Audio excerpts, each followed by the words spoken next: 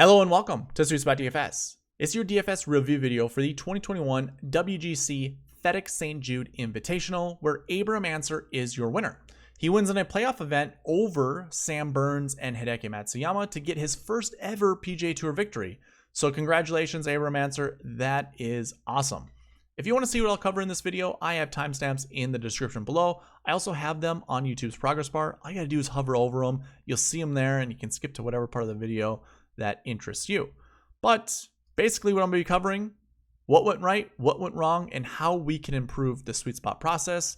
So again, find those timestamps and skip ahead. But let's go ahead and get in this thing. I want to start here with the dream sheet. This has a lot of good information on it. We have rounds 1 through 4. We have our ownership percentage, which comes from the $1 short game, and we see the DK points that come with it, as well as their finishing position. Now, I usually start with the results page, which gives us our winning score, as well as the top 10 leaderboard, essentially. Let's just stay here for a second. I did project the winning score to be about 13 under, ends up being 16 under, so I was wrong with that. So that's the first thing that kind of went wrong this week. I will say this. I didn't really quite look at weather all that much. The conditions were perfect. So scoring was optimal, and really, this score could have been way higher, or way lower, I should say, if it wasn't for Harris English kind of choking. He was at 20 under at one point in time during this tournament, so really would have obliterated my projections. But 16 under looks a little better than 13. I just wanted to mention that. But like I said, Harris English, actually, Abraham Ancer wins this tournament. He can't do it. Him and the guys in the playoff, they can't go to that playoff if it isn't for a Harris English letdown or a meltdown, whatever you want to call it. But the reason behind that, so him and Bryson were paired up in the last group. I think Bryson even had it at 18 under at one point in time, so he was like really close to the lead. But you can see they finish 73 with a 73 and a 74. So 3 over par and 4 over par for both of those guys. In a post-round interview, Harris English said that he just didn't have a rhythm, and a lot of it had to do with the slow play that was happening in that group. Whether you want to blame Bryson on that or not, I'll say this: they both were hitting wayward shots. So it takes a lot of time when your ball goes offline to determine what you want to do, how you want to hit the golf ball, that kind of stuff. It's going to slow down play regardless. But it doesn't help when you have Bryson who has to analyze every single condition before he hits the golf ball. I didn't really get to see a lot of Bryson because I don't know if a lot of coverage follows him. I don't know what he's like on the golf course, so I can't even tell you if it's his process. It's just there's enough golfers that have spoken up saying that Bryson is a slow golfer. And obviously, I think that negatively impacted Harris English. Bryson wasn't playing great golf. Let's put it that way. A lot of the slow play came because he wasn't playing good golf. And, you know, just that negative energy with being put on the clock, that kind of stuff really kind of messes with you. So unfortunate for Harris English. He was in the driver's seat of this tournament, the entire tournament. He was leading rounds 1, 2, and 3. And he was leading round 4 all the way up until basically the 14th hole. So unfortunate for English, but hey, Abraham Ancer getting his first victory, I'll take it, because with this outcome, I went from being kind of a net negative for the week into a net positive. So it's awesome. I totally appreciate what happened. I feel for Harris because I really do like Harris English, but it's great. I love that Abraham Ancer got his first victory. Basically, after our results recap, I like to come to the GPP winning lineup versus the optimal. So every golfer here highlighted in blue comes from the GPP that I played in that has the highest entry fee that I played in, which was the $1 short game. The golfers in that $1 short game who were at the top of the leaderboard, or basically the winning lineup, had Abraham Ancer, Hideki Matsuyama, Sam Burns, Paul Casey, Daniel Berger, and Billy Horschel. They used up $49,900. So a lot of you guys wondering if you should leave money on the table, this is just another week where over $49,000 and really close to 50 wins the GPP. They scored 643 points. Now, how does that compare to the optimal? The optimal lineup are all the golfers with these little black tick marks here. So that was Abraham Ancer, Hideki Matsuyama, Sam Burns, Harris English, Paul Casey, and Cameron Smith. They end up scoring 686.5. So that is 43 points higher than that GPP winning lineup, and it used up 49,400. So if you wanted to leave money on the table, you only had to leave $600 on the table to get the best lineup you possibly could have had under $50,000. The one thing I like to look at is kind of the makeup of what the optimal lineup is. So as you can see, when we highlight all of these, we have two 9K golfers, two 8K golfers, a 7K, and a 6K. So very, very kind of balanced build. It's not completely balanced because we have a 6K golfer in there, but either way, I think that's pretty balanced. Now, if you were with me in the preview in the strategy video, I was kind of jockeying for a top 10 finish, not a top 10 finish, a 10K golfer being in your lineup, because obviously we'd seen every single year. If I go back to, or if I go to the bucket page here, every single year we have seen at least one 10K golfer inside the top 10. And I was projecting around 2 because there were 6 golfers in that bucket this week. We usually see 5, but 22% of the strength of field score within the stat category, which salary buckets, came from the 10K range.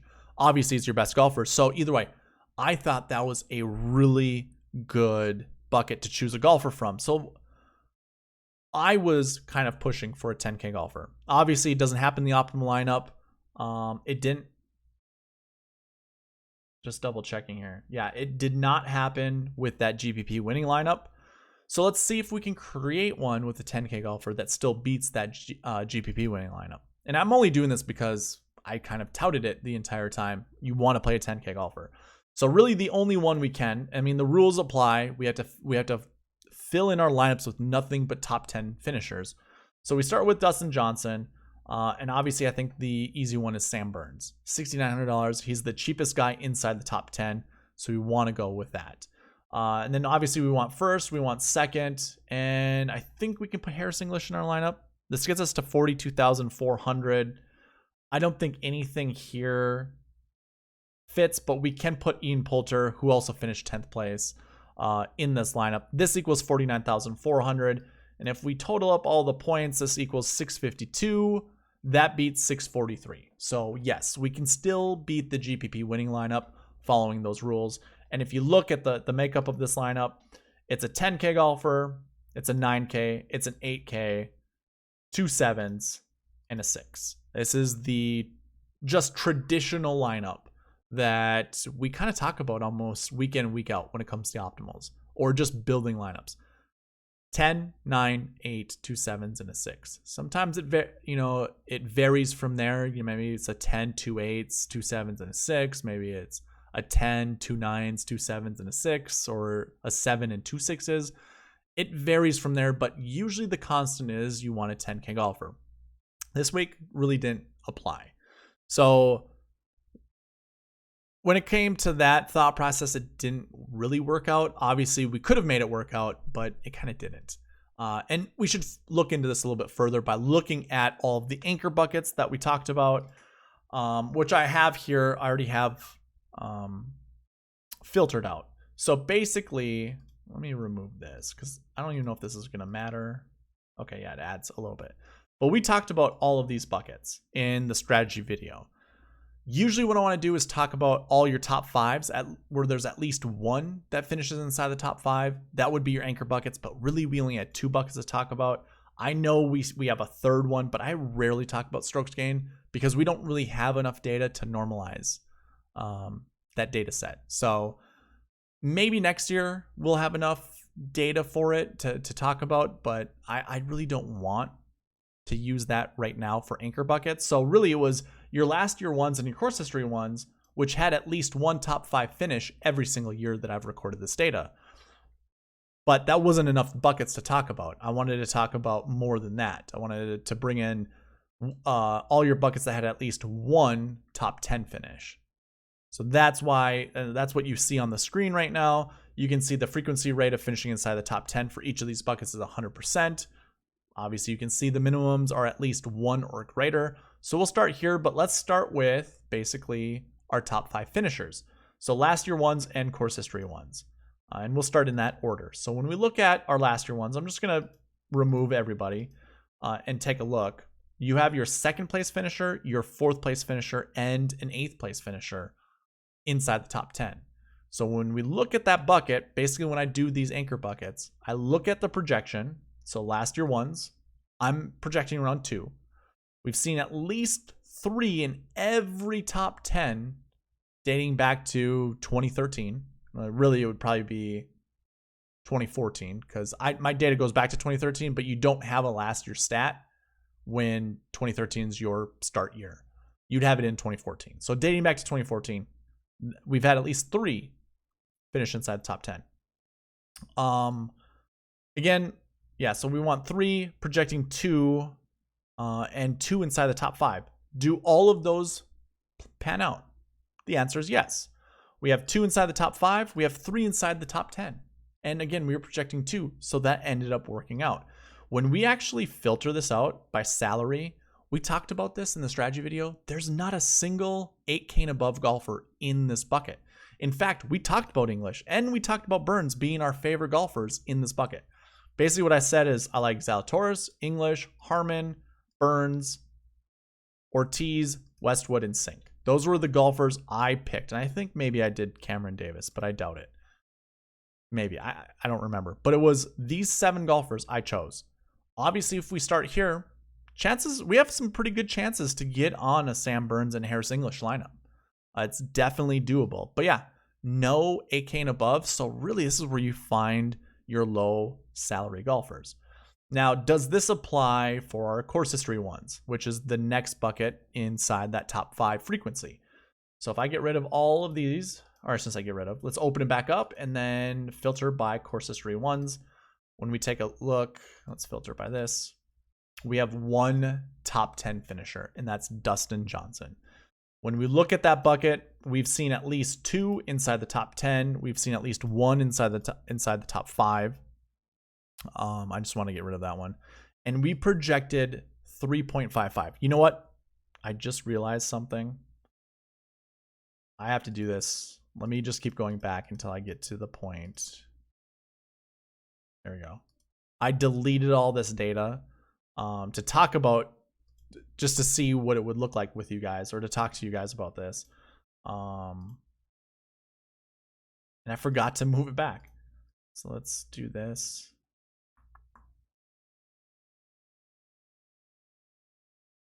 Were these the only buckets we actually talked about? I mean, we still talked about the same ones, so that's good. I think it was just anything greater than 0. Minimum of 1. 1, 2, 3, 4. We're good. So yeah, I guess it was just, yeah, it was just these 4 buckets. Okay. So either way, we're looking at last year ones. I'm sorry, that was confusing. Nothing really changed, or we're looking at course history ones. Nothing really changes because obviously when it comes to minimum, you can still see we want 2 course history ones. We wanted 3 last year ones. That ended up working out. Our projections are a little bit different, but not by much. So obviously we still wanted 2 last year ones, still want 3 course history ones, and our minimums don't really change with our top 5 frequencies. So sorry about that, but same thing applies. Course history ones.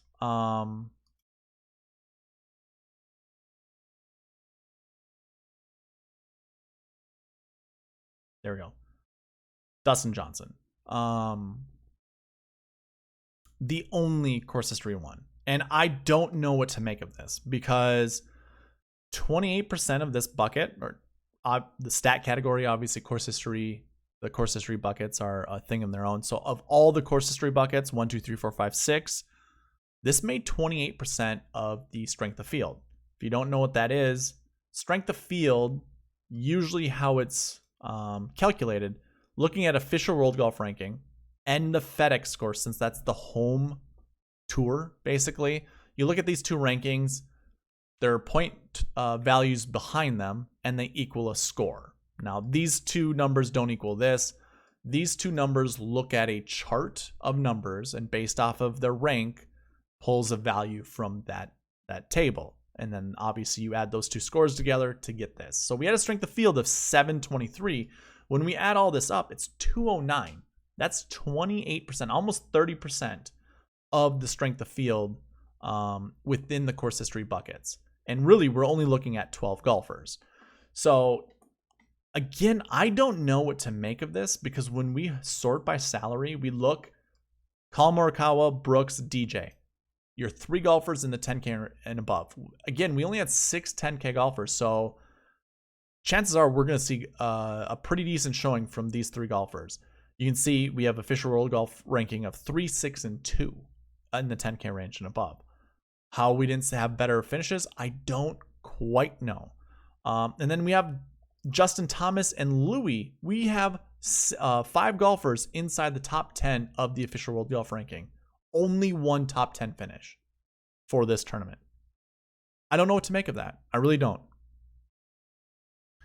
The only thing that I can think of is when we look at the last week scores or the last week stats here, anything that has a value means they played in the Olympics. Now, we only have 4 golfers that played in the Olympics in this bucket. And the bucket's what, 10? No.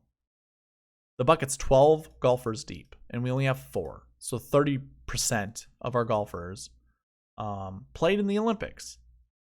But if we look at everybody who played in the Olympics, we still have 4 golfers finishing inside the top 10. Like Cameron Smith, Paul Casey, Hideki Matsuyama, and Abraham Ancer. So that isn't an excuse. Like, we can't use that as an excuse. But if we look at all the course history buckets, I don't know why it didn't work out. When I look at this, I think to myself, okay, we have 13 on average, but we only have 12 this year. What is that going to do, to this bucket? Does it weaken it? Does it matter?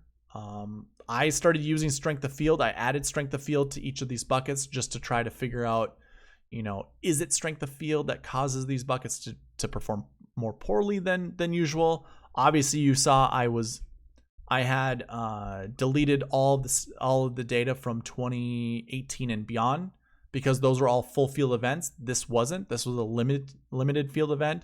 Only 66 golfers in the field. Did that have something to do with it? I just don't know. I don't know why the course history 1 golfers did not play well. So that's unfortunate. I don't know where to go from there, because nothing is flashing in front of me telling me this is probably what happened. If I look at the 2021, we have a bunch of strokes gained 1 golfers, which is all stats positive. We can make the argument that these strokes gained 3 golfers just don't have good putting stats, and that maybe that's the case. But in all honesty, this should have been a track Collin Morikawa should have just dominated. So I can't make the excuse that it was Olympics. I can't make the excuse.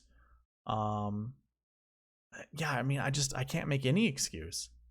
These golfers should have done better in this bucket, and it's disappointing, and it's frustrating, because the bucket system is supposed to always be correct. And what I mean by that is, when we look, golf is volatile. Totally get it. And I know that's going to be a lot of, the reasons in the chat or in the comments or anything like that. Yeah, I understand it's volatile. The bucket system is supposed to highlight that volatility and let you guys know these are the buckets you want to choose from. So the fact that this didn't work out with the strength of field of all the golfers in this bucket, it blows my mind that this one didn't do better than what it did. So yeah, I don't know. I mean, I think there might be more analysis that needs to be done. Maybe there doesn't. It's just a weird week. It's a lot of traveling for these golfers, going from, most of them in this bucket. I guess when we go here, you can't see it, but, a lot of them went from the Open to the Olympics. So you're in England. Some of them may have flown over. Well, most of them did, because Yeah, never mind. Yeah, you go from the Open in England. Who knows? Maybe you go back home and then you fly out to Japan and then you fly to Memphis, Tennessee the week after. I don't know if a lot of that travel had a lot to do with it. Obviously, you can see 4 golfers who did well. Anser, Matsuyama, Casey, and Smith all did that Olympic trip and came back. So I don't know. I really don't. I don't know what the cause is. And it does bug me. It frustrates me to beyond belief, I should say. So anyways, we can move on. So those are your 2 firm buckets, the anchor ones that we definitely want to anchor around. One of them succeeded, one of them did not. The other 2 are these recent form buckets.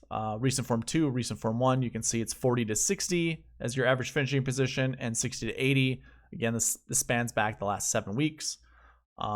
Recent form 2s, we were projecting 2. We've seen at least 1 inside the top 10 every year. So let's see if we find those.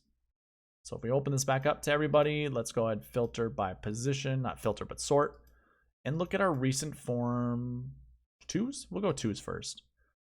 You have your winner, you have your second place, and an 8th place. So I can already tell you right now that bucket definitely worked. How about recent form 1s? We're looking for a minimum of 1. We're actually only projecting 1. Trying to find some more information. Really don't have it. But I can tell you right now, this one did not work out. Best finish, 15th place. Not a lot of golfers in it, and I can make the argument that the strength of field wasn't that great.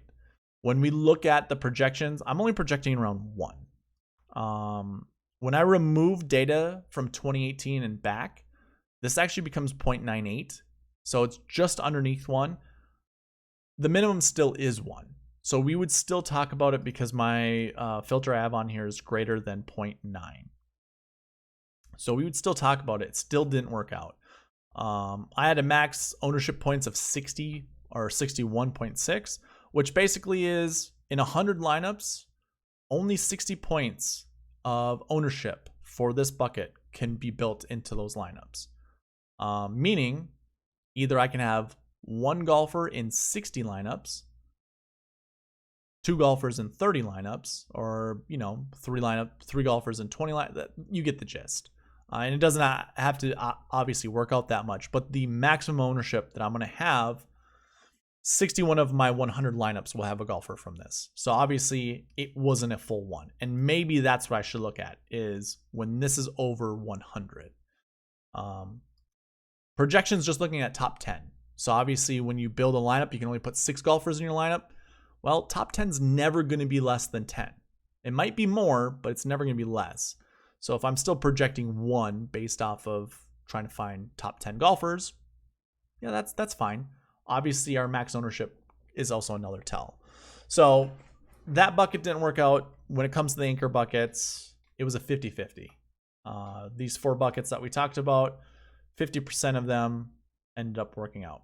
Now, if I get rid of the minimums and I select all and look at my projections, anything greater than 1, obviously we can go from here. But there are so many buckets to choose from. I'm not going to talk about all of them.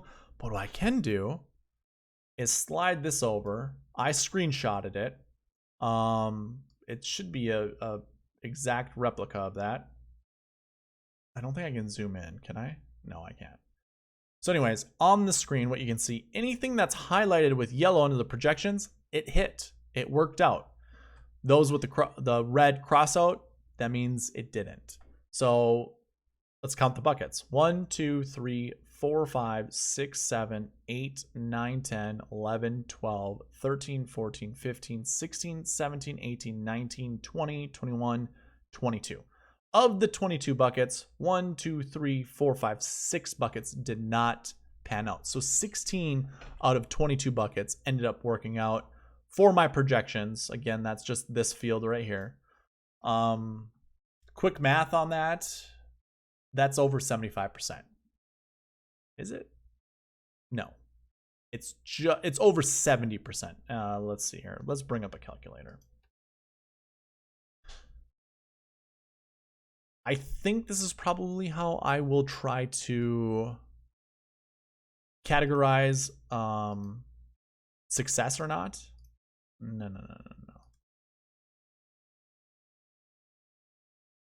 All right. I've done a calculator before. Don't worry. 72%. So 72% of the buckets hit. That's pretty good. When we look at building lineups this way, if we're using these as our guides, I think it helps us out. And I always round down. So 3.48, it's 3. 1.7, that's 1. And that's basically how I'd build lineups. But I'm also looking at this number here too. So 102 total golfers from this bucket I want to put into 100 lineups. So yeah, that all worked out pretty swimmingly. Pretty nicely, actually.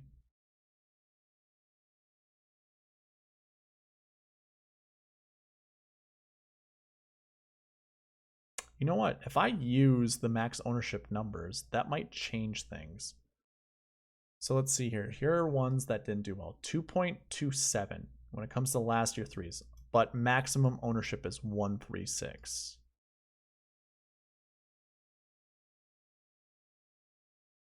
Last year threes. Looking at our top 10, why don't we just look at everybody in the top 10? Last year threes. 1. 136. If I'm putting 1 in each of my lineups, if I start with 1, that's pretty solid. I'm okay with that. That works. To me, I guess that's kind of a success. When I look at the next one, that was the last week 4s. We were projecting 1. We kind of, did we already talk about this? I don't think we did. This one ended up failing. Oh yeah, there was 0. That's why. So yeah, that one failed. This one's still not good. Course history 1s. We also don't have 2. So although it says 208, I would say we want at least 2. That one didn't work out because we only had 1. Recent form 1s, you know, this one didn't work out, but we had less than 1 that we wanted to select from. So that was another one.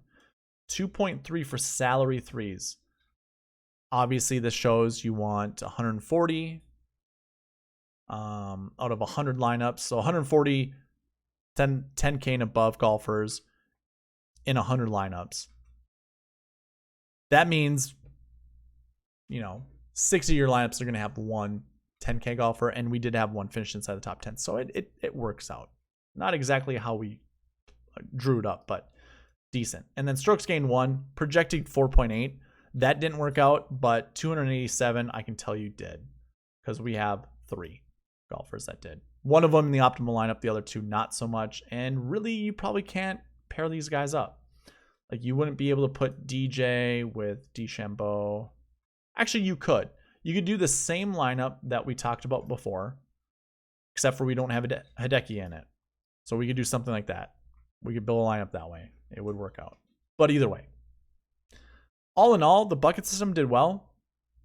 It wasn't 100% perfect, but I think we just kind of corrected a couple buckets. So I think it has an over 80% success rate, which is obviously good. Let's see here. One glaring thing we didn't talk about are marquee tee time pairings. I should have started out this way, but got caught up in the other stuff. We always go through this every single week. We look at our best groupings of the week and try to pick 2 golfers, or at least try to determine, are 2 golfers going to be in the optimal lineup or not? And obviously we do have that. We actually have 2 golfers from the same group. That's the first time I've seen that this entire year. Hideki Matsuyama and Harris English in the same week, or in the same group. Cam Smith and another one. Basically what this tells me is, well, first of all, 2 groups still produced 2 golfers inside the optimal lineup. I think 2 weeks ago at the 3M Open, that was the only week where it didn't work out. And really, we want to find top 10 finishers, and we only have 2 groups that did that. You have Hideki and Harris English in this one. We have Smith and DeChambeau in this one. So that's interesting that Smith and DeChambeau also in these with Dustin Johnson. And then the other three groups kind of disappointed. Louis, Cantlay, and Hovland, not good. Hovland and Cantlay together, not a good pairing. They can't score to save the life of them. They were paired up 3 rounds together, Thursday, Friday, and Saturday, because they were at the bottom of the leaderboard on Saturday, before the start of it, I should say. And then also didn't really play that well on Saturday. Hovland played better than Cantlay, so they weren't paired up together again. But those 2 golfers together, not great. And then probably one of the bigger disappointments, Justin Thomas, Xander Schauffele, and Justin Rose. Like, that was a bad one. Well, this one has better results. Spieth, McIlroy, Brooks. So, yeah, I still stick with Thomas, Schauffele, and Rose. Schauffele may have that, Olympic gold hangover that he obviously won the Olympics. Probably partied a little hard. Couldn't get under him. Couldn't get his bearings straight. So that probably is the cause. But the Marquee T10 pairing worked out pretty decent. And then obviously the Marquee T10 pairing uses the SweetSpot rank. So we can look at the SweetSpot rank as well. And basically what I want to do when I look at the top 20, we don't have any missed cuts, but I would say this. I want to find at least 3 optimal lineup golfers inside the top 20. We don't have that, but we do have 2, so it's okay. It almost works out. Hideki Matsuyama is my 21st ranked guy, and he was in the optimal lineup. So it's super close. I liked it quite a bit. And when we look at the top 10 finishing, I kind of go by this 2/3 rule. So obviously there are 66 golfers in this field, meaning there are 66 ranks. 2/3 of that's 44. I would want to find all golfers. I want to build all my lineups with the top 2/3 of the field. And when you look at this, nobody is ranked outside of 44th. I believe Sam Burns is your highest ranked at 42, and then Ian Poulter, number 40, Will Zalatoris, 41. Those are your 3 highest golfers. They're all under that threshold, so they all work out. And that's a good thing. I mean, that's something we should think about going forward, is trying to build most of our lineups and really exclude anybody outside of that. Because let's see, what were my exposure limits of some of these golfers after 40? Pretty high. So after 44, there's Phil, there's Cameron Champ. I mean, total 142%. And really, this should all equal just over 600. Yeah, 691. So that's a lot of ownership. 142. Yeah, I could remove that and add it to some of these other guys. Maybe even get, closer to the optimal lineup. So that's something to think about going forward. That's very, very interesting. And then the other thing I want to talk about is my Prize Picks plays. So hopefully you were with me in my Wednesday video. It's a new video I'm going to bring out, talk about Prize Picks. And really we were talking about round 1. So there's nothing you're going to see outside of the golfers on display. Actually, these weren't Prize Picks plays. These were my actual DFS plays I wanted you to pick from. I only have 1 inside the optimal lineup. So going forward, what I want is to get all 6 of the optimal lineup golfers in here. I have 1, so it's the first start. Unfortunately, it didn't work out to get all 6.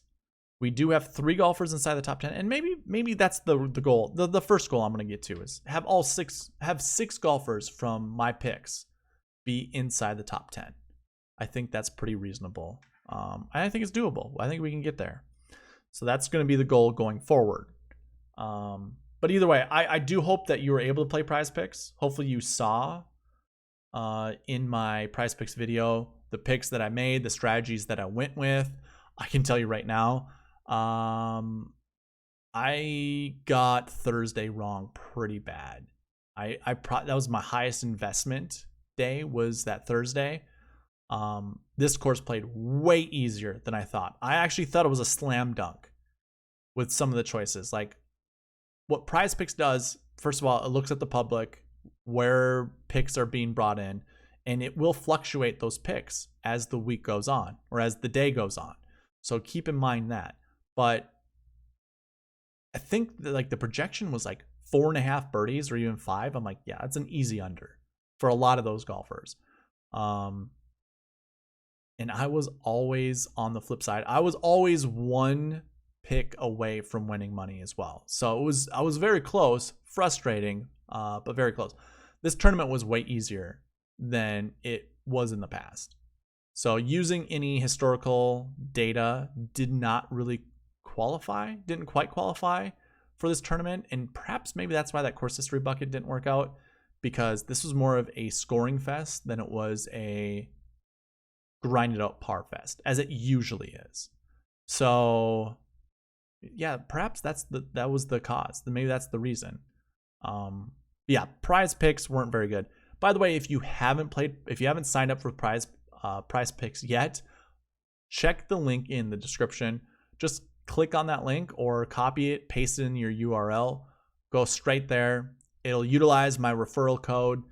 It gives you the ability to have prize picks match your bonus up to $100 by using that. So, and it helps me out. It's a win-win. If you're not using my code, use somebody else's code. Don't sign up without using a code. There's no point. Just use the code. It's nice. It tells prize picks, hey, this person, I respect them, or I want to say care for them, but either way, you can just say you like them or whatever. It just shows prize picks that, hey, us as content creators are getting you to play the game, and it helps. So either way, that's my my quick advertising thing. So from here, let's see.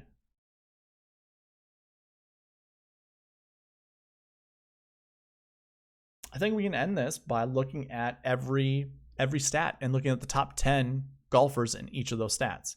So why don't we go with grass stats first, looking at our top Bermuda golfers. And really, it's just to show you guys, should you avoid using one stat and go heavy on it?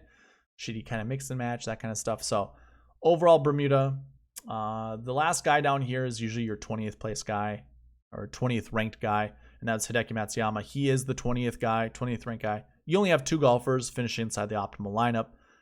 You don't really have a lot of top 10 finishes, and you have a lot of middle and kind of end finishers. So yeah, overall Bermuda, not really good to go by. Top 10 Bermuda percentage, which is really the success rate for top 10 finishers.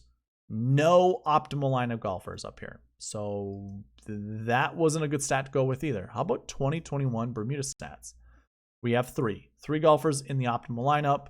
You have Mr. Matsuyama, Abram Ancer, and Cameron Smith. So that one's good. And we've learned that 2021 stat is actually a good stat to go with. Don't really care about last week's stats. That was the Olympics. I really don't know how to take that into consideration.